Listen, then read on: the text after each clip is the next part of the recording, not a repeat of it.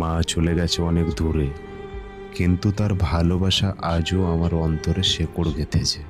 তুমি চলে গেছো অনেক দূরে, এমন এক দূরে যেখানে আমি পৌঁছতে পারি না। তবুও তোমার আদর, তোমার মমতা আজও আমার গা জড়ানো ঘ্রাণের মতো লেগে আছে। তুমি যখন পাশে ছিলে, সব কিছু ছিল সহজ। তুমি চলে যাওয়ার পর বুঝেছি, তোমার হাসিটা ছিল আমার জীবনের আলো।